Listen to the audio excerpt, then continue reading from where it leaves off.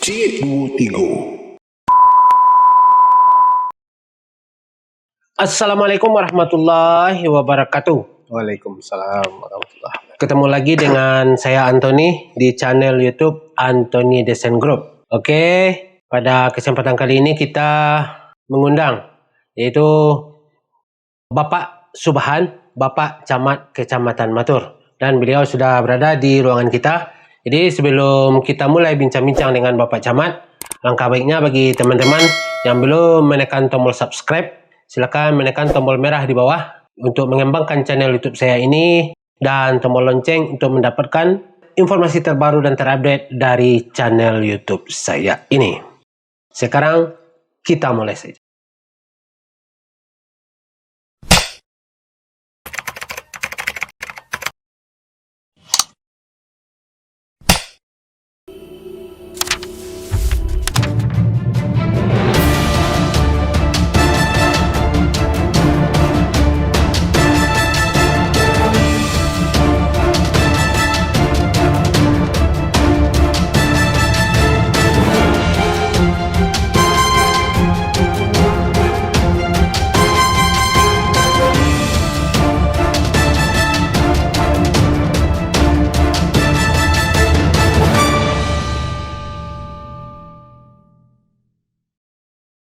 Oke, jadi baiklah kita mulai bincang-bincang kita dengan itu Bapak Subhan, Bapak Camat Kecamatan Matur.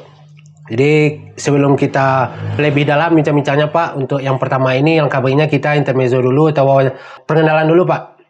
Jadi untuk pertama kami ketahui ataupun kami pengen tahu ataupun masyarakat juga belum tahu pekerjaan ataupun jabatan Bapak sejak pertama kali diangkat di pemerintahan sampai sekarang menjabat Camat Kecamatan Matur, Pak. Oke, terima kasih Pak Anthony. Saya sebenarnya bekerja sebagai pegawai negeri sipil itu tahun 2006. Diangkat tahun 2006 di Kecamatan Tanjung Raya.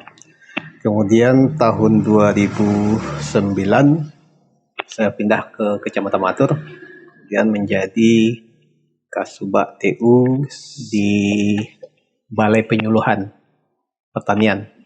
Dulu namanya BP4 K2P.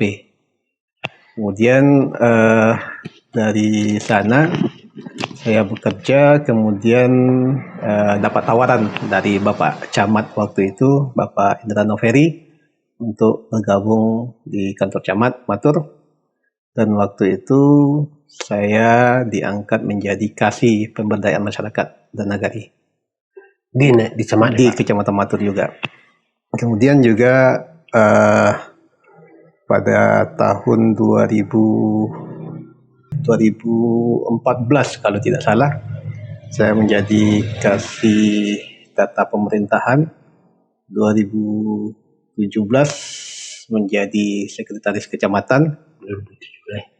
Kemudian 2020 saya terpanggil ke Lubuk Basung untuk menjadi Sekretaris Dinas Pariwisata, Pemuda dan Olahraga. 2020 itu bulan Januari.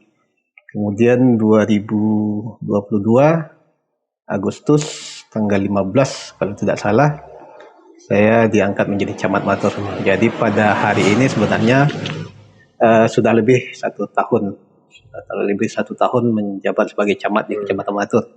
Jadi sebenarnya Kecamatan Matur ini bagi saya sendiri sebenarnya sudah tidak asing lagi.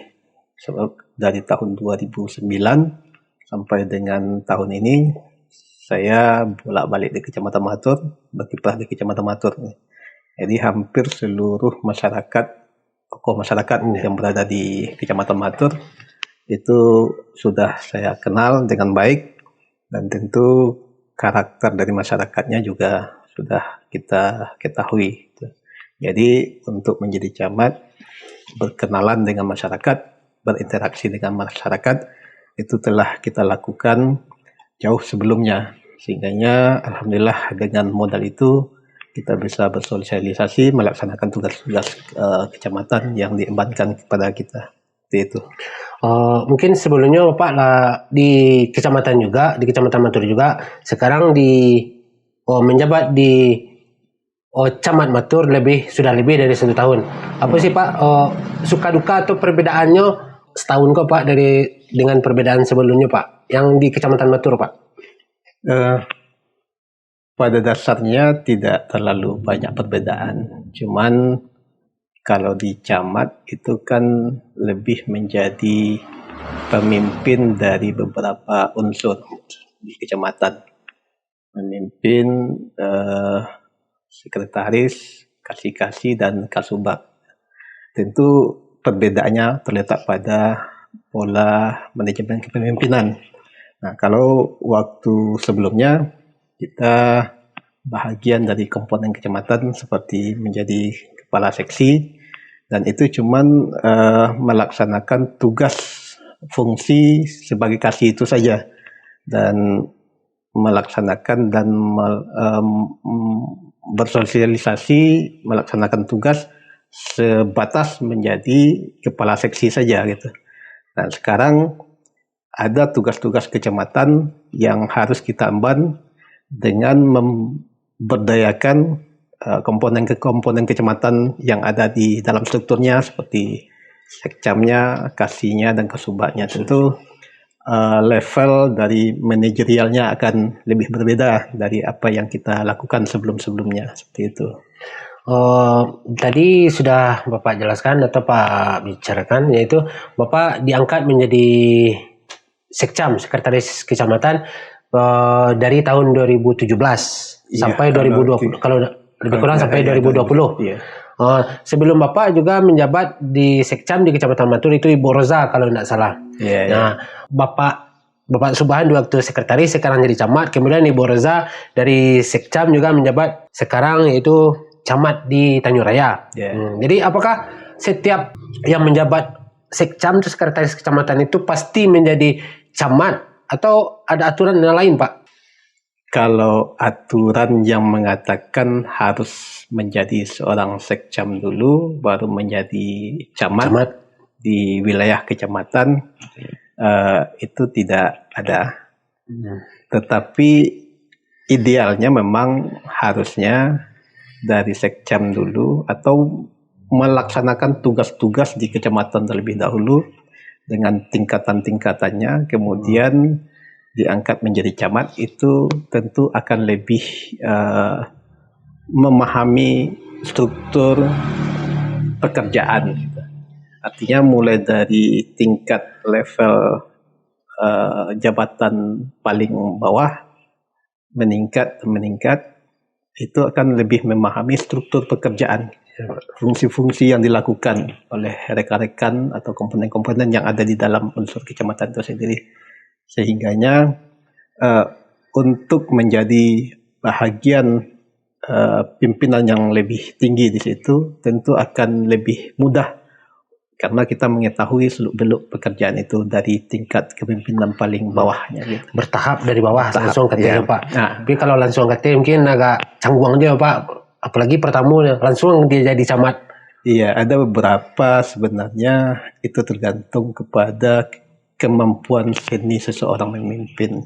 Ada juga yang tidak berasal dari awalnya dari kecamatan bisa menjadi camat, itu tergantung bagaimana seninya masing-masing memimpin. Nah, bahkan ada figur-figur yang mungkin tidak berada di awalnya sebagai di kecamatan, tetapi karena memang dia sudah mampu untuk berinteraksi dengan masyarakat, punya seni berkomunikasi yang baik, akhirnya bisa menjadi seorang camat. Jadi ia dikembalikan kepada kemampuan seorang dalam memimpin. Jadi camat itu kan sesuatu hal yang bisa dilakukan apabila memang memiliki kemampuan berkomunikasi, kemampuan mengelola organisasi yang ada, dan kalau itu memang telah diasah, kami rasa itu tidak jadi persoalan untuk menjadi pemimpin di kecamatan. Apalagi memang telah memahami seluk-beluk pekerjaan di tingkat kecamatan itu sendiri. Mungkin sepengetahuan kami Pak, benar atau salahnya mungkin tidak tahu Pak. Jabatan camat itu akan bertanggungjawab pekerjaannya kepada bupati. Kemudian camat berarti akan mengerjakan visi misi bupati di wilayah kerja di kecamatan. Jadi apakah pekerjaan seperti mengerjakan perintah bupati atau camat itu ada pekerjaan itu ada undang-undang khusus Pak? Peraturan khusus gitu Pak. Camat itu adalah bahagian dari unsur pemerintahan daerah. Nah, bertanggung jawab kepada bupati melalui sekretaris daerah. Tentu visi misi bupati itu menjadi acuan dalam penyelenggaraan pemerintahan, penyelenggaraan tugas, sehingganya seluruh unsur pemerintahan daerah mulai kepala dinasnya, kepala badan, kepala bagian, camat, seluruhnya harus satu mengarah kepada visi misi bupati. Visi misi bupati itu nanti akan dielaborasi pada bentuk rencana RPJM bupati sekali 5 tahun, kemudian di tingkat dinas atau kecamatan ada rencana strategis, nanti diturunkan menjadi rencana kerja sekali setahun, lalu nanti diturunkan dalam bentuk program kegiatan, dan itu tetap mengacu pada visi misi bupati. Ya, kalau aturan dari pemerintah pusatnya ada Pak? Ada seperti Undang-Undang Nomor 23 Tahun 2014 tentang pemerintahan daerah. Kemudian ada peraturan pemerintahan khusus untuk kecamatan Nomor 17 Tahun 2018. Nah, itu memang ada rincian tugas-tugas. Pada dasarnya rincian tugas-tugas itu adalah khusus untuk kecamatan, itu paling banyak adalah mengkoordinasikan, seperti koordinasi masalah ketertiban, koordinasi masalah pemberdayaan masyarakat, kemudian pembinaan terhadap pemerintahan nagari itu dilakukan. Nah, koordinasi ini tidak terlepas bagaimana upaya kita untuk menuju kepada satu sasaran visi misi bupati itu sendiri. Jadi kalau seperti itu, bagaimana dengan nagari Pak? Apakah sama pekerjaannya di bawah bupati ataupun nagari itu di bawah kecamatan Pak? Perintah dari camatnya Pak? Bukan. Dia harus menjadi satu garis lurus, mulai dari pemerintah pusat, pemerintah daerah, provinsi, kemudian daerah, kemudian kecamatan. Pemerintah nagari. Satu garis lurus dia harusnya secara ideal. Gitu. Jadi presiden itu punya visi misi yang nanti akan dielaborasi melalui RPJM pusat nasional. Nanti provinsi seperti itu juga, gubernur pimpinannya, RPJM-nya juga akan menerjemahkan visi misinya. Bupati seperti itu juga. Wali negeri harusnya seperti itu juga. Jadi pencapaian nasional itu tidak terlepas dari pencapaian pemerintahan paling bawah. Jadi makanya ada visi dari presiden itu seperti membangun Indonesia dari pinggir, dari desa-desa. Artinya desa itu menjadi pionir bagi pembangunan daerah, pembangunan pusat. Dimulai dari desa, kemudian naik ke atas sampai ke pusat. Sebenarnya dengan adanya pemerintah desa, maka akan sangat mudah mencapai tujuan nasional, karena memang RPJM itu satu garis lurus mulai dari visi presiden, visi gubernur, visi bupati, dan visi dari pemerintah desa. Nah, posisi camat adalah posisi camat itu akan menjalankan visi dari bupati terpilih yang termuat dalam RPJM-nya. Itu akan diterjemahkan dalam satu sistem. Mungkin melalui rencana pembangunan jangka menengah sampai ke bawah. Sehingga dia menjadi satu kesatuan, tidak terpecah-pecah. Nah, itu secara idealnya. Itu yang harus dilakukan dari satu pemerintahan tertinggi sampai ke pemerintahan paling bawah. Garis lurus harus sama ya Pak? Harus sama. Jadi kalau seperti itu Pak, mungkin nagari juga melaksanakan rencana kerja ataupun apa yang namanya Pak kalau nagari? RPJM-nya di kecamatan juga RPJM. Di kecamatan bukan RPJM. di kecamatan dan di dinas-dinas itu namanya rencana strategis. Rencana strategis. Ya, tapi tetap mengacu kepada RPJM pemerintahan daerah. Mengacu ke daerah, Pak. Ya, ke kabupaten atau kota. Bagaimana untuk kebutuhannya, Pak? Apakah di nagari atau di kecamatan itu sama, Pak? Kebutuhannya, Pak? Itu dari proses pembuatannya. Kalau perencanaan di tingkat nagari kan setelah 3 bulan pemerintahan atau wali nagari terpilih, dia wajib menyusun RPJM. RPJM ini tentu harus mengacu juga dengan RPJM dari kabupaten. Patokan atau patokannya RPJM kabupaten. Sehingganya dalam penyusunan RPJM itu kan ada alurnya, ada petunjuk teknisnya. Sehingganya RPJM nagari itu tidak melenceng dari RPJM yang pemerintah lebih atasnya gitu. Sehingganya penyusunan RPJM inilah yang akan menjadi acuan dalam melaksanakan kegiatan tahunan di tingkat nagari. Seperti itu.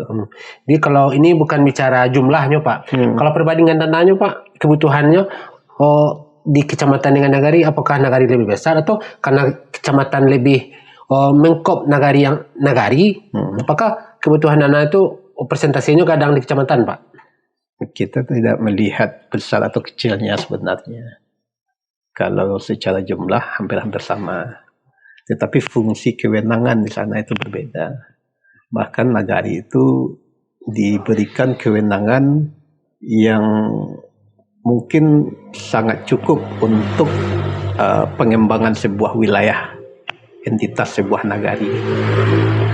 Nagari itu punya kewenangan dalam pemerintahan membuat peraturan nagari. Dia bisa mengatur dirinya sendiri dengan peraturan nagarinya. Sementara kecamatan tidak ada peraturan camat, tidak ada. Kalau di Boy, Pak, misalnya seperti nagari, peraturan nagari, kalau di camat tidak bisa, Pak? Tidak ada. Memang tidak ada, Pak. Ya, karena camat itu bukan pemerintahan. Pemerintahan itu ada 2 minimal. Yang pertama legislatifnya, kedua eksekutif. Kalau kecamatan tidak punya legislatif. Yang punya legislatif itu di tingkat kabupaten. Ada eksekutifnya bupati, kemudian anggota DPR-nya. Kan camat di bawah bupati juga, Pak? Iya, tapi setara dengan itu adalah DPRD dengan bupati. Ya, sehingganya kecamatan itu adalah perangkat dari pemerintahan daerah. Sama dengan kepala dinas, kepala bagian, ya seperti itu. Tetapi kalau nagari ada bamusnya. Jadi kalau bamus itu adalah hampir-hampir sama, mirip kerjanya seperti anggota DPRD di kabupaten atau di kota. Gitu. Nah, jadi makanya pemerintahan itu pusat, provinsi, kabupaten dan nagari. Ya. Kalau kecamatan bukan pemerintahan. Gitu. Kecamatan itu adalah perangkat daerah di kabupaten atau kota. Mungkin karena Pak membahas tentang bamus, Pak, di mungkin agak ke nagari sedikit, Pak. Di nagari itu ada nagari, di pemerintahan nagari ada nagari, ada ada bamus. Jadi apa perbedaan atau setara atau di bawah nagari itu bagaimana, Pak? Yang yang tidak pemerintahan kan antara kan dengan bamus. Yeah. Penyelenggaraan pemerintahan nagari ada 2, wali nagari dan bamus, penyelenggara. Ya. Beda dengan kan, itu fungsinya di kelembagaan adat. Kelembagaan nagari berbeda dengan kelembagaan adat. Nah, jadi fungsi-fungsi pemerintahan itu dilaksanakan oleh wali nagari dan bamus. Ya. Fungsi-fungsi masalah adat budaya itu diselenggarakan oleh kan. Berarti dia terlepas dari pemerintahan. Enggak di bawah pemerintahan nagari itu, Pak. Berarti tersendiri. Berarti tetap dinaungi atau di bawah nagari gitu, Pak. Tidak ada struktur yang mengatakan atau aturan yang mengatakan kan itu di bawah nagari. Nah, istilahnya bukan di bawah nagari, Pak. Mitra mungkin. Gitu. Ya. Dia di dalam Undang-Undang Nomor 6 tahun 2014 tentang desa itu ada lembaga adat dan ada lembaga masyarakat. Kan ini berada pada lembaga adat. Jadi Kanko hanya yang bertugas menyelesaikan atau yang berhubungan dengan adat saja Pak? Iya, berhubungan dengan adat. Berarti yang penyelenggaraan pemerintah tidak ada sangkut paut di Kan. Sangkut pautnya, karena kalau kita di Minangkabau tidak akan mungkin pemerintahan itu berjalan tanpa ada kemitraan dari masyarakat adat. Karena wilayah itu sebenarnya adalah di bawah kewenangan masyarakat adat. Ini di Minangkabau sejangka tanah itu punya. Nah, kalau seandainya ada pembangunan di suatu tempat, kalau di tempat itu adalah milik dari pemerintahan adat, milik dari masyarakat adat atau nenek mama, maka pemerintahan harus punya koordinasi, harus membangun koordinasi dengan nenek mama, ya, untuk melancarkan sebuah pembangunan. Katakanlah ingin membangun bangunan posyandu misalnya, atau ingin membangun jalan misalnya. Iya. Nah, kalau seandainya tidak sinkron antara nenek mama dengan pemerintahan nagari, maka tidak akan mungkin sebuah pembangunan itu bisa dilaksanakan. Makanya sinkronisasi itu perlu antara lembaga adat dengan lembaga pemerintahan. Oh gitu Pak. Ya, dia tidak masuk ke dalam struktur pemerintahan. Jadi bisa dikatakan mitra ya Pak. Mitra. Ya.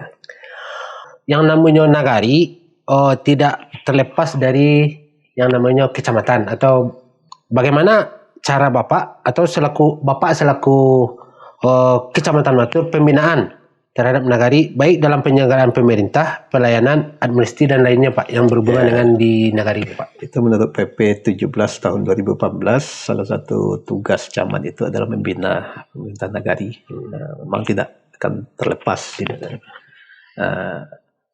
Kalau dalam sisi pembinaan, kita dari sisi pemerintahan, penyelenggaraan pemerintahan, mulai dari pelaksanaan perencanaan pembangunan itu sudah kita kawal, sudah kita dampingi, sudah kita arahkan agar tetap sesuai dengan rencana pembangunan jangka menengah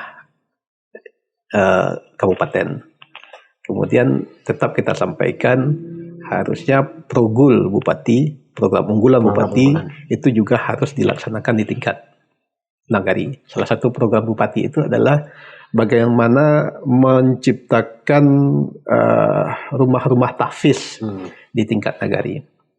Nah, itu menjadi program yang harus dilaksanakan juga oleh pemerintahan nagari, dan itu terlaksana. Coba lihat sekarang rumah-rumah tahfiz yang ada pada saat sekarang ini itu bukan menjadi tugas nagari secara inisiasi nagari saja gitu, tetapi memang itu menjadi bahagian dari program unggulan Bupati yang juga harus dilaksanakan di tingkat nagari. Ini satu garis ya, seperti yang kita sampaikan tadi.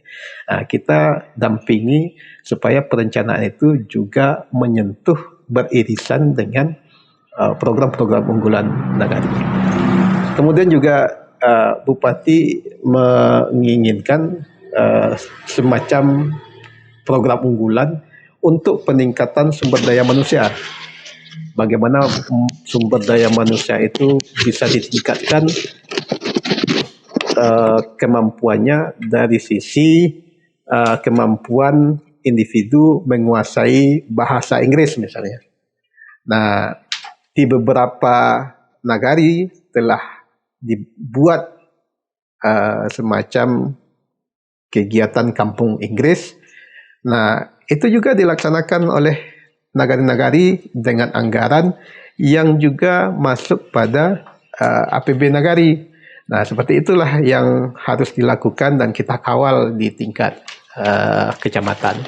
Nah, kemudian pembinaan dalam penggunaan anggaran nagari itu setiap 1 kali sebulan perangkat nagari rekonsiliasi keuangan di kecamatan. Rekonsiliasi keuangan di kecamatan dalam mempertanggungjawabkan belanja yang dilaksanakan setiap bulannya, dilihat nantinya SPJ-SPJ-nya, kecocokannya, dan itu dilaksanakan setiap 1 kali sebulan. Dan bahkan kita di kecamatan membentuk tim rekonsiliasi di tingkat kecamatan. Dan di dalam perencanaan juga ada tim RKP namanya, Rencana Pembangunan Pemerintah Nagari. Itu juga dimasukkan 1 delegasi atau 2 delegasi sebagai tim pembuat RKP di tingkat nagari. Nah, seperti itu. Dan juga ada beberapa pendampingan program seperti ketahanan pangan yang kita dampingi di tingkat nagari. Dan seperti itulah kegiatan-kegiatan yang kita lakukan dalam pendampingan, menjaga supaya program unggulan Bupati tidak terlepas dari program yang harus ditindaklanjuti oleh nagari. Itu. Membahas sedikit tentang dana tadi Pak. Misalkan di nagari sudah melakukan musyawarah ataupun RPJM tadi, apa namanya Pak? Musrembang. Musrembang misalkan sudah dilaksanakan susunan pekerjaan, kemudian dana ini dibutuhkan. Mungkin di situ kan sudah diketahui juga dengan camat ya Pak. Camat misalkan sudah disahkan, kemudian di pertengahan perjalanan mungkin ada sesuatu hal membutuhkan dana, wajib dilaksanakan. Apakah itu bisa menyalahi aturan tadi Pak? Atau yang wajib dilakukan ini apa? Misalkan sebab dalam sistem perencanaan pembangunan tidak ada istilah naik di tengah jalan. Tidak ada istilah naik di tengah jalan. Kalau seandainya muncul tiba-tiba ada bencana misalnya kan, biasanya kan seperti itu. Memang harus disediakan dana kebencanaan. Telah disediakan ada persenannya dana kebencanaan. Jadi makanya saya tanyakan seperti apa tiba-tiba perencanaan itu. Apa yang membuat tiba-tiba. Tapi kalau seandainya memang ada mekanisme perubahan anggaran, itu biasanya dilakukan kalau memang ada perubahan. Dan itu harus disepakati oleh Badan Musyawarah Nagari. Disepakati lagi Pak? Ada musnah khususnya untuk perubahan itu. Jadi tidak sekonyong-konyong langsung saja wali nagari merubah anggaran. Sebab APB nagari itu dipernahkan. Artinya ketika itu dipernahkan ada pernyataan antara Bamus dan wali nagari, kesepakatan semacam kesepakatan bersama tentang item-item pekerjaan yang akan dilaksanakan berserta dengan plafon anggarannya. Itu melekat ke dalam sebuah peraturan nagari. Jadi tidak bisa langsung saja wali nagari merubah. Karena pernah itu adalah payung hukum, ada kekuatan hukumnya, maka wali nagari tidak bisa langsung merubahnya. Harus dengan kesepakatan pula untuk merubahnya melalui mekanisme perubahan anggaran. Jadi kalau pernah itu kedudukan camat sebagai mengesahkan atau cuman untuk menghadiri Pak? Atau memang untuk istilahnya menyeleksi Pak? Pernah. Kalau pernah itu adalah produknya Bamus dan wali nagari. Nah, camat nanti posisinya ketika Bamus dan wali nagari membuat rancangan pernahnya, nanti camat mencoba untuk melaksanakan koordinasi dengan DPMN. Apakah pernah itu telah sinkron dengan aturan yang lebih tinggi? DPMN tadi apa Pak? Dinas Pemberdayaan Masyarakat Nagari. Apakah telah sinkron dengan peraturan yang lebih tinggi? Harus disamakan di kabupaten, harus disinkronkan, Pak? Bukan disamakan, disinkronkan. Tidak tidak menyalahi aturan yang lebih tinggi gitu. Ya, kalau seandainya prinsip-prinsipnya searah ya bisa. Jadi kalau tidak salah ada istilahnya klarifikasi dan verifikasi. Nah, nanti kita ajukan ke DPMN, Dinas Pemberdayaan Masyarakat Nagari, untuk mengklarifikasi pernah yang dibuat oleh Bamus dan wali nagari itu. Gitu Pak. Kemudian kalau kita bicara di kecamatan itu kan kalau masalah pariwisata, alhamdulillah sudah banyak prestasi yang diraih oleh pariwisata Kecamatan Matur. Mungkin kita bicara lainnya Pak, melihat dari bidang lain. Apa lain? Selain dari pariwisata Pak, bidang-bidang lain dari di luar pariwisata, menggunakan apa inovasi di Kecamatan Matur ini yang patut untuk dikembangkan Pak? Bicara Kecamatan Matur itu sebenarnya tidak bisa kita lepaskan dari pariwisata. Karena secara geoposisi Kecamatan Matur itu berada pada posisi yang sangat strategis. Kita berada di tengah-tengah antara timur dan baratnya Kabupaten Agam. Ya. Kalau orang pergi ke barat atau pergi ke timur, pasti melalui Kecamatan Matur. Kalaupun tak melalui Kecamatan Matur itu agak panjang, lewat Pariaman dulu, baru tiba lagi. Ya. Jadi melalui Kecamatan Matur. Nah, kemudian Kecamatan Matur itu punya 5 akses untuk masuk. Yang pertama ke Lampek, yang kedua dari Palembayan, yang ketiga dari Matur Stingkai, yang keempat dari Sungai Landia, yang kelima dari Ngarai. Ada 5 akses. Kemudian Matur punya daerah yang sangat terkenal, itu Puncak Lawang. Kemudian punya geosite yang cukup banyak pada kawasan Geopark Ngarai Sianok meninjau. Nah, jadi kita sudah punya pasar wisata. Orang sudah menuju ke Puncak Lawang dari dulunya. Gitu. Puncak Lawang itu sudah menjadi primadona dari wisatawan mancanegara. Bahkan Puncak Lawang menjadi spot take off para layang itu terindah kata orang sudah New Zealand gitu. Dan pernah juga kita melaksanakan kegiatan-kegiatan event-event internasional seperti Troy dulu, dan banyak yang kita lakukan di situ. Sehingganya pembangunan di Kecamatan Matur harusnya dikaitkan dengan pariwisata. Misalnya membangun pertanian, kaitkan dengan pariwisata. Membangun budaya, kaitkan dengan pariwisata. Sehingganya sesuatu yang dikaitkan dengan pariwisata, nilainya akan bertambah. Value-nya akan meningkat. Salah satu contohnya kemarin, kita komunikasi dengan IGTK. Iya. Ada 12 TK di sini. Biasanya, TK-TK itu puncak temanya tentang pertanian, itu pergi ke Padang Panjang. Kita punya sawah. Kenapa tidak kita manfaatkan? Nah, kemarin kita coba. Dan alhamdulillah dimulai oleh TK Negeri Lawang. Menanam padi, menangkap ikan, sudah tuh pacu upiah.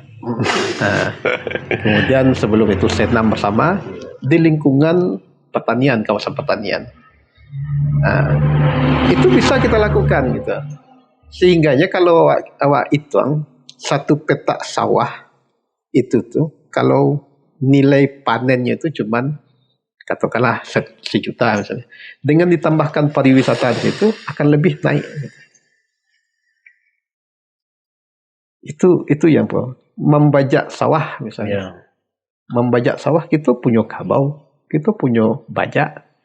Nah, ketika wisatawan tuh kita perkenalkan dengan cara membajak sawah, itu nanti wisatawan tuh membayar malah ke orang yang punya sawah.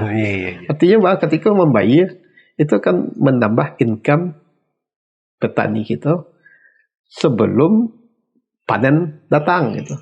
Di saat sedang mengolah tanah aja, dia mendapatkan panen, mendapatkan keuntungan gitu. Nah, kenapa tidak kita pisahkan dengan pariwisata? Kita dikaruniai oleh Allah itu. Bahkan orang mengecekkan sekeping surga yang jatuh ke bumi sekarang. Kan seperti itu. Nah, kemudian kita alihkan. Tahu-tahunya kita alihkan. Kita tidak usah berbicara pariwisata. Sayang. rasanya sangat sayang itu. Masyarakat awak mungkin membentuk grup kesenian, latihan di sasaran. Nah, kalau itu tidak awak kaitkan dengan pariwisata, orang yang berkunjung, apa yang dapat dengan grup kesenian? Apa yang dapat dengan? Nah, makanya kita cuba untuk membentuk semacam event-event kesenian supaya grup kesenian yang kita latih tadi itu dia bisa menghasilkan bukan hanya sekedar latihan-latihan sekali dalam seminggu, malam minggu. Jadi ketika ada orang yang datang, itu bisa kita buatkan semacam paket-paket wisatanya. Sehingganya pariwisata yang terbangun itu betul-betul pariwisata yang berbasis kepada budaya. Sehingga itu akan menghasilkan juga bagi masyarakat kita. Sambil melaksanakan rutinitas latihan-latihan kesenian, orang itu bisa juga menghasilkan dari paket yang dibuat. Nah, kalau itu disatukan, ada puncak lawang, ada grup kesenian, ada ada pertanian. Nah, semakin berlama-lama orang yang berkunjung tuh manfaat wisatanya akan semakin tinggi. Nah, jadi harusnya kita berpikir bagaimana mengawinkan setiap sektor dengan pariwisata yang telah terbentuk di kecamatan. Jadi tidak hanya berkunjung ke Puncak Lawang, tidak hanya berkunjung ke Lawang Park. Kalau berkunjung ke Puncak Lawang dan ke Lawang Park, kalau tidak ada kegiatan lain, itu paling 2 jam paling lama. Tapi kalau seandainya ada kegiatan lain diisi, painnya Kapalak Tabu, Mencalik Orang Mangilang, kemudian ada pertunjukan-pertunjukan seni yang ada, itu akan bertambah aktivitasnya di kawasan, sehingganya bisa menghabiskan 1 hari atau 2 hari dan bisa pula menginap di homestay kita. Nah, semakin lamanya di lokasi itu, akan semakin banyak uang yang dihabiskan di lokasi itu. Tentu yang memanfaatkan uang itu adalah masyarakat itu. Itu kan secara globalnya Pak, itu kan kita mau diminta pendapat tentang dari kecamatan, tidak terlepas dari yang namanya pariwisata kan Pak. Itu kan kalau pariwisata mungkin agak balik kemari rasanya Pak. Mungkin ada atau sebagai agak dari pribadi kemari kan balik Kalawang tibonya Pak. Kemari itu media cek kan. Kemudian dari atau nama pribadi apa untuk negara yang enam Pak? Tidak. Apa inovasi yang bisa dikembangkan? Salah kalau dikecekkan balik ke Lawang. Memang pada saat ini primadonanya memang Lawang itu. Oleh Patang masuk ADWI, juara 1 nasional kategori homestay dan toilet bersih. Gitu. Untuk negara yang enam Pak, perkembangannya Pak. Jadi kita malah telah berdiskusi dengan berbagai akademisi, terutama Universitas Muhammadiyah. Kemudian kita ada pakar-pakar perantau yang bergelar profesor. Kita berdiskusi, kita buka. Bahkan kita bicara tentang cetak biru Matur Jaya 2030. Apa Pak? Cetak biru. Apa maksudnya Pak? Maksudnya program-program apa yang akan kita lakukan untuk mencapai Matur Jaya 2030 dengan langkah-langkah strategis yang harus dilakukan. Dan itu telah kita lakukan Zoom meeting dengan perantau. Ibu Profesor Erika Bukhari, itu orang Batu Hilya, dan profesornya di bidang transportasi, punya keinginan bagaimana mengembangkan Kecamatan Matur ini sampai nanti di 2030. Sudah ada langkah-langkah strategisnya. Jadi Matur bukan Lawang saja, gitu. Matur dalam lingkup 6 nagari. Beliau telah mensurvei beberapa nagari dan telah membuatkan semacam proposal atau bahan-bahan kajiannya tentang bagaimana mengembangkan Kecamatan Matur sampai tahun 2030. Itu sebuah hal yang baru yang selama ini para pakar ini kita biarkan saja berkembang di tempat lain. Sementara tempat kita tidak kita manfaatkan. Nah, itu salah satu inovasi yang coba kita pikirkan bagaimana memanfaatkan pakar-pakar orang kampung kita yang bisa kita bawa ke pemikirannya ke kampung. Kalau kita rupiahkan untuk seminar saja, apalagi nanti akan membuat rencana tata ruang wilayah kecamatan, malah itu 0 rupiah. Kalau seandainya itu kita proyekkan, kita minta jasa dari konsultan, itu berapa ratus juta itu habisnya. Sementara beliau membantu cuma rupiah. Nah, artinya hasil komunikasi kita ke rantau, komunikasi kita dengan beberapa masyarakat, sehingganya nanti akan tumbuh pemikiran-pemikiran baru untuk membangun Kecamatan Batur. Bukan dari sisi pemerintah daerah saja, tapi memang dari sisi perantau yang memiliki kapabilitas di bidang keprofesionalannya gitu. Ya profesinya di mana, bahkan nanti juga praktisi-praktisi coba kita ajak untuk berkomunikasi, terutama orang Batur asli sendiri. Nah, kita coba untuk berdiskusi bagaimana pemikirannya, cara kerjanya, networking yang telah dibangunnya bisa kita manfaatkan.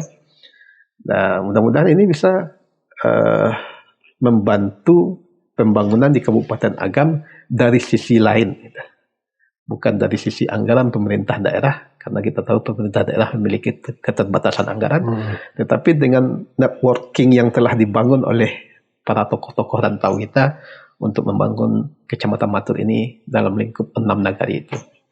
Jadi memang pada saat sekarang ini bicara pariwisata seolah-olah di lawang saja, tetapi kita telah memulai bagaimana menghidupkan kelompok-kelompok sadar wisata di masing-masing nagari, sehingganya kita minta untuk bergiat lakukan kegiatan aktivitas setiap kali dalam seminggu, kemudian kita evaluasi secara bertahap, dan kita punya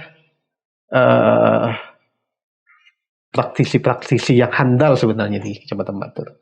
Katakanlah Bapak Zola Pandu, pengelola Puncak Lawang, praktisi. Bapak Zurizul di Puncak Lawang, praktisi juga, sebagai staf ahli bupati juga dia. Kemudian Bapak Muhammad Abdi, praktisi juga. Itu kita coba berkomunikasi, kita bangun komunikasi dengan beliau, terutama Pak Muhammad Abdi yang beberapa kegiatannya cukup bisa menghasilkan desa-desa wisata yang hebat di daerah lain. Bagaimana kita bawa ke sini, kita coba bangun diskusi, bangun komunikasi dengan beliau. Dan alhamdulillah, kalau seandainya komunikasi kita lancar, hubungan kita baik, ini kampung halaman beliau, pasti niat baik untuk membangun kampung halaman itu lebih besar daripada membangun kampung orang lain. Nah, ini modal dasar sebenarnya yang harus kita manfaatkan. Kalau seandainya itu bisa kita manfaatkan, tinggal di sisi eksekusinya saya. Permasalahannya adalah kita kekurangan generasi muda untuk mengeksekusi itu. Karena anak-anak kuliah keluar, sudah kuliah keluar, dia tak balik ke kampung. Nah, tinggal yang di kampung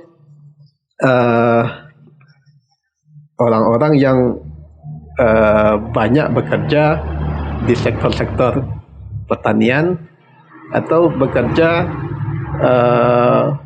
pada hal-hal yang sebenarnya terpaksa saja gitu, tidak menjadi kebutuhan atau keinginan primernya untuk bekerja di kampung itu.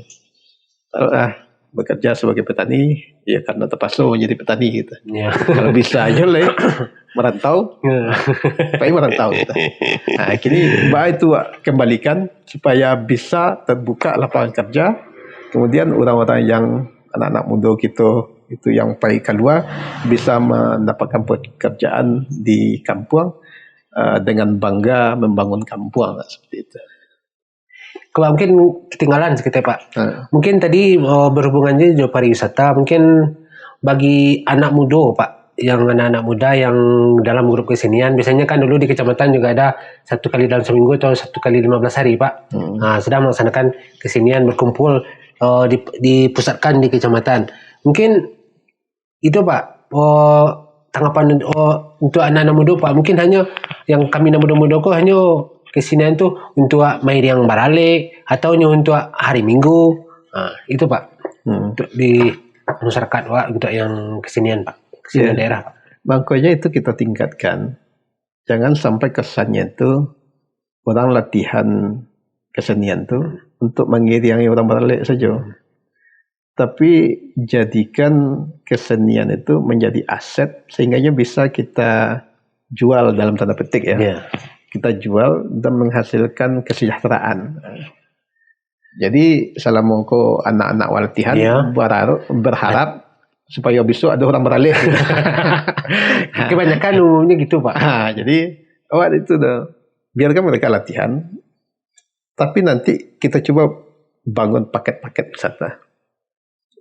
Sehingga itu bisa menjadi bahagian dari pengembangan pariwisata berbasis budaya yang ada di Kecamatan Awak.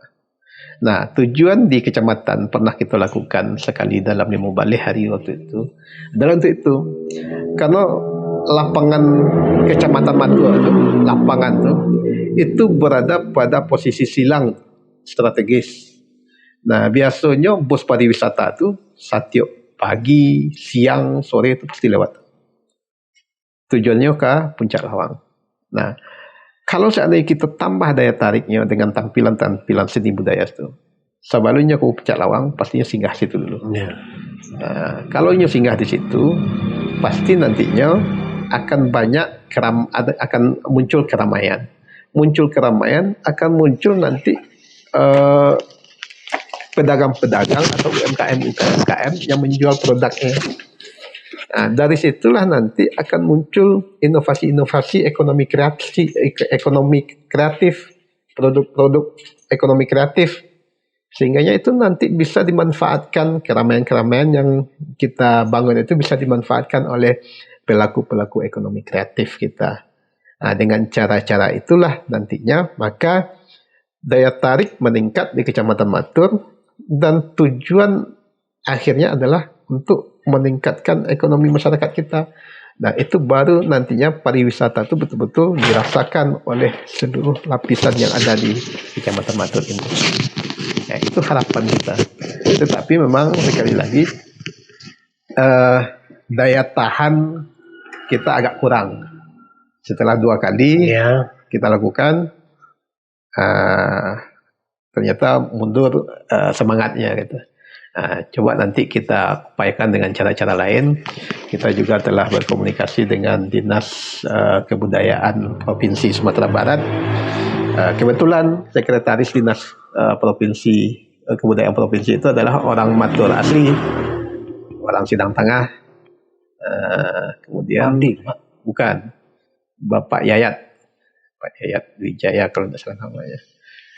Kita komunikasi ada enggak program dari Dinas Kebudayaan untuk mensupport grup-grup kesenian supaya bisa tampil sekali minimal dalam sebulan itu menghidupkan lapangan hijau Matur itu, sehingga nanti akan bisa secara mandiri dilaksanakan oleh masyarakat tanpa bantuan dinas lagi karena dia telah mandiri. Itu kita harapkan seperti itu.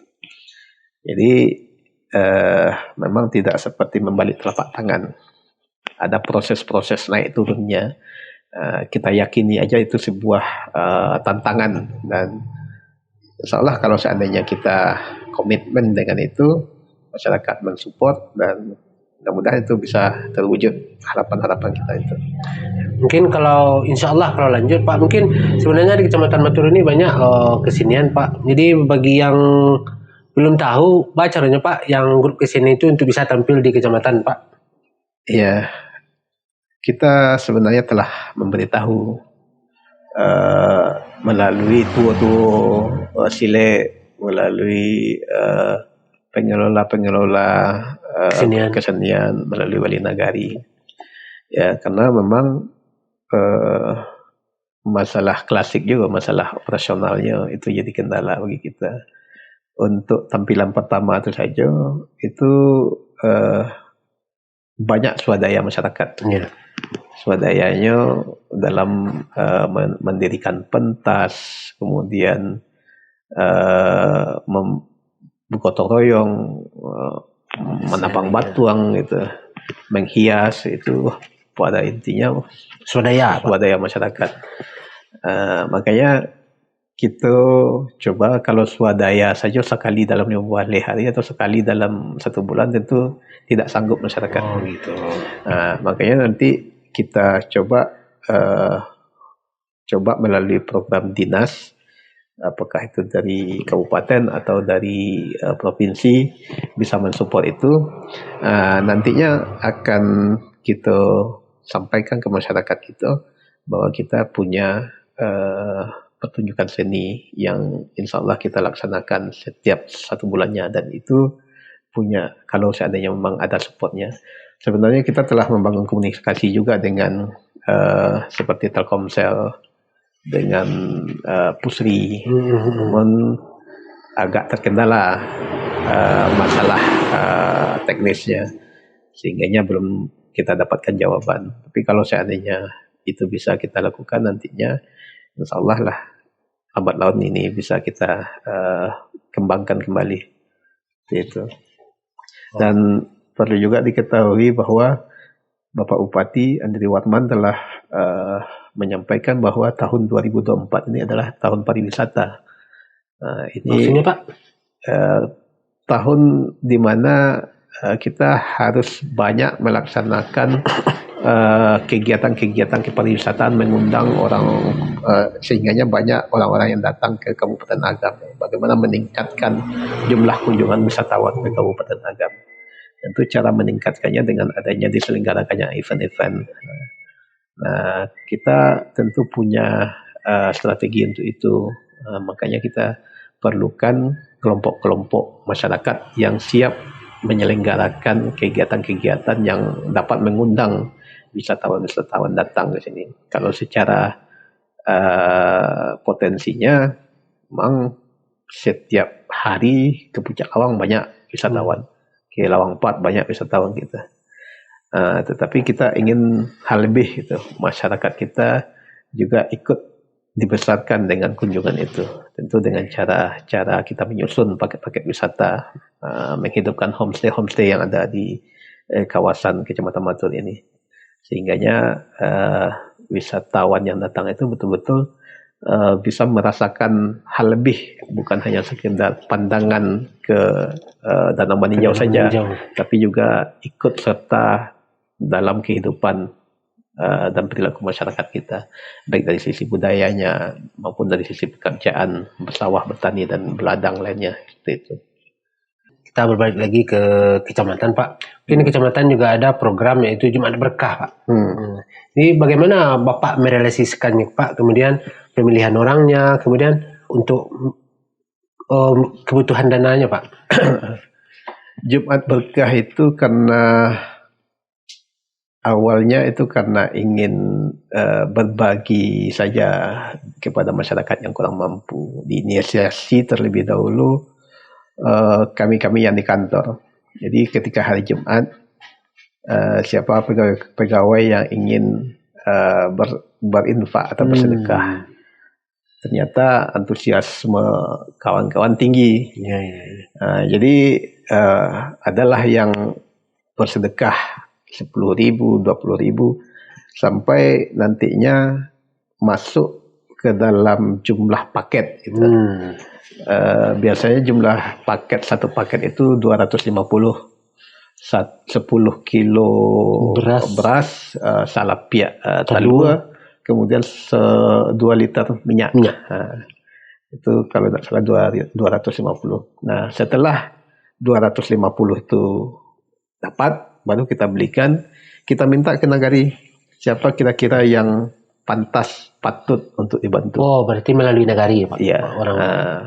Kemudian disampaikan oleh nagari, si A, kita langsung didampingi oleh perangkat nagari, datang kita ke tempat itu. Nah, melihat itu ternyata ada dinas instansi lain yang ingin ikut menyumbang. Akhirnya ikut OPD yang ada, dinas instansi yang ada di Kecamatan Matur. Ya. ikut, bahkan ada juga negeri-negeri yang ikut untuk berinfak. Nah, itu saja kita kelola, kita sampaikan hasilnya melalui grup di kecamatan. Bahkan ada juga perantau yang nyumbang bantu. Kami besok 2 liter minyak ya. Oke. Kami besok 10 kilo beras. Oke, kita terima gitu. Kalau dalam seminggu itu cukup untuk 1 paket, kita serahkan. Tapi kalau tidak cukup untuk 1 paket, kita tahan, kita tunda. Kita tunggu, Pak. Gitu. Sampai cukup 1 paket. Seperti itu. Jadi istilahnya ya bagaimana pemerintah itu mendekatkan diri ke masyarakat itu. Jadi ketika ada persoalan masyarakat, pemerintah harus ada di sana gitu. Jadi ternyata bukan hanya sekedar mendatangi masyarakat kemudian kita serahkan, bukan itu. Ternyata ada hal lain yang hikmahnya besar. Justru dengan kita datangi masyarakat, ada keluhan-keluhan yang perlu kita tindak lanjuti secara kedinasan, seperti anaknya lulus sekolah tapi biaya anak gitu. Langsung kita hubungi BAS. Bisa ada solusi. Ada solusi. Misalnya BPJS-nya alun-alun, langsung kita uruskan BPJS-nya gitu. Jadi jangan melihatnya hanya sekedar memberikan bagian bantuan. Ya, kita kan datang berkomunikasi apa hal-hal yang terjadi. Bahkan kita sampai ke Buayan, ada orang tua yang sudah sakit, tidak bisa duduk, tidur saja. Kita tanyakan BPJS-nya, ternyata ada yang belum. Kemudian kita usahakan urus cepatnya. Kadang datang sini kita telepon puskesmas, apakah sudah tahu ada orang sakit di sini? Sudah Pak, sudah berapa kali? Jadi koordinasi pun terbangun setelah itu gitu.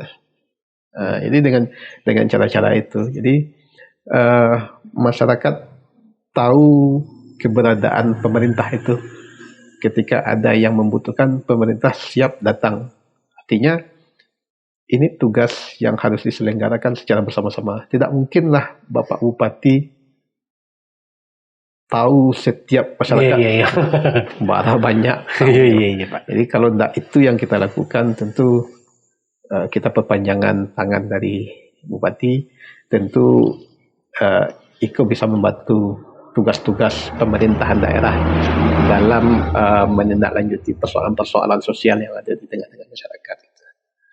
Jadi awalnya ya sedekah-sedekah, infak-infak yang kecil-kecil itu. Jadi bagi kawan-kawan termotivasi pula untuk lebih besar dan menginformasikan ke perantau, dan itu kita lakukan gitu. Jadi sampai sekarang masih jalan Pak? Masih jalan. Kadang memang ada lewat 1 minggu kalau memang tidak cukup paketnya. Ditunggu ya Pak.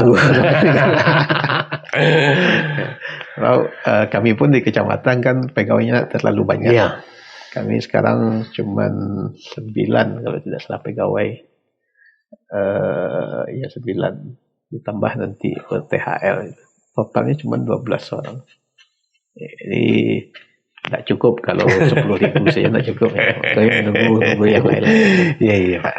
Mungkin sebagai penutup nih Pak, karena sekarang tahun politik, kemudian lebih kurang 3 bulan lagi, mungkin negara atau Indonesia melaksanakan pesta demokrasi. Ini penyampaian apa untuk yang mencalonkan?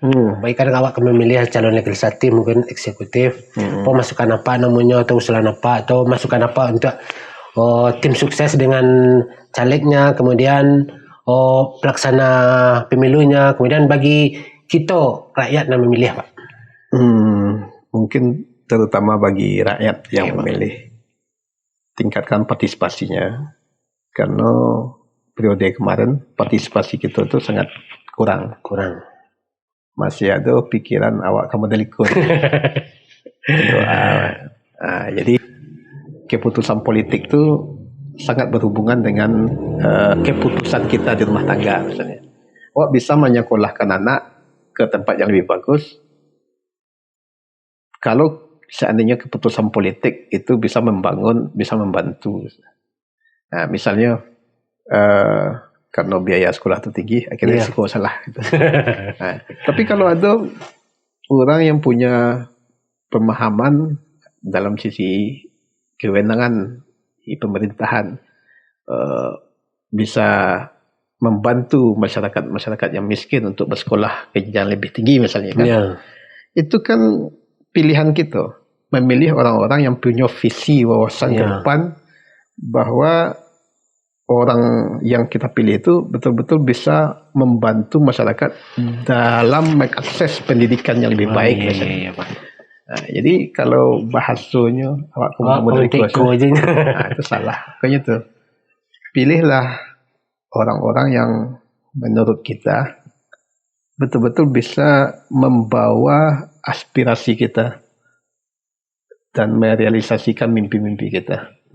Dari 26 caleg kalau tidak salah yang ada di Kecamatan Matua, dan beberapa caleg lagi yang ada di Tanjung Raya. Ya, silahkan pilih, tentu masyarakat punya pilihan.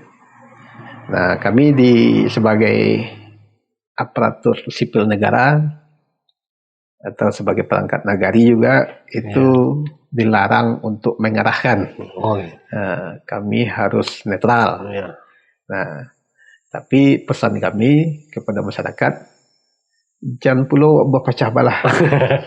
Karena beda pendapat, beda dukungan. Iya, Pak. Sebab setelah terpilih, orangku secara politiknya kan tidak bersaing lagi. Nah, justru yang lebih parah itu adalah setelah awak yang memilih ya Pak. Awak yang memilih, oranglah nyatu, awak masih ribut di bawah. Iya. Jadi kita juga berharap dari sisi partai politik mendidik masyarakat supaya masyarakat kita semakin cerdas dalam berpolitik, dan kita di pemerintahan pun menyampaikan bahwa kecerdasan berpolitik itu memang harus dicapai dari bagaimana kita menginformasikan, mendidik masyarakat kita, mengedukasi masyarakat kita supaya paham dengan hak-hak dan kewajibannya, terutama dalam pesta demokrasi yang akan datang. Jadi kita berharap silahkan memilih siapa saja menurutnya baik, tetapi jangan sampai terpecah belah. Susah wak, kalau seandainya wak uri, wak tanya-tanya ternyata badun sana tu pun. Uri dari ayahnya, nenek rupanya badun sana gitu. Justru karena beda dukungan tuh dan hubungan darah tadi bisa pecah gara-gara itu. Jangankan itu, satu keluarga pun bisa rata gara-gara berbeda dukungan. Kita tentu tidak menginginkan hal seperti itu. Jadi himbauan dari pemerintah untuk pemilu badun sana itu sangat penting, dan melalui kesempatan pada saat ini kita menghimbau masyarakat kita supaya tetap ikut serta berpartisipasi tanpa mempengaruhi hubungan yang telah terselenggara dengan baik gitu. Jangan pecah gara-gara beda pilihan. Siapapun yang kita pilih itu adalah menurut kita orang-orang terbaik yang akan nantinya memperjuangkan masa depan kita agar lebih baik. Untuk tim sukses Salek itu penyelenggara pemilunya Pak, pesannya Pak?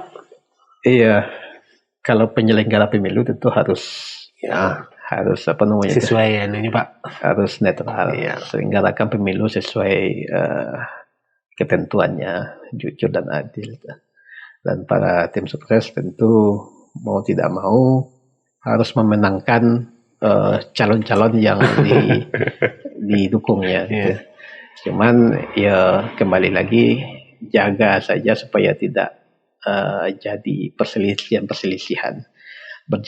Jalan saja strategi dengan soft, dengan lembut, ya tanpa ada kecurangan. Ya, kita berharap pemilu kita melahirkan tokoh-tokoh yang kredibel, tokoh-tokoh yang betul-betul bisa menanggung beban tanggung jawab untuk kesejahteraan Jadi kita berharap tim sukses pun bertindak dengan baik untuk mempromosikan lah para calon yang didukungnya tanpa harus bergontok-gontokan dengan tim sukses yang lain. Ya, jadi seperti itulah. Terima kasih Pak telah bersedia di bincang-bincang di podcast Antoni Desain Pak. Terima kasih Antoni Desain. Baiklah, itulah teman-teman bincang-bincang kita dengan Bapak Subhan, Bapak Camat Kecamatan Matur. Jadi sebelum ditutup, bagi teman-teman yang belum menekan tombol subscribe, mari ditekan tombol merahnya untuk mengembangkan channel YouTube saya ini dan tombol loncengnya untuk mendapatkan informasi terbaru dan terupdate dari channel YouTube saya ini. Terakhir, wabillahi taufiq wal hidayah. Assalamualaikum warahmatullahi wabarakatuh. Waalaikumsalam warahmatullahi wabarakatuh.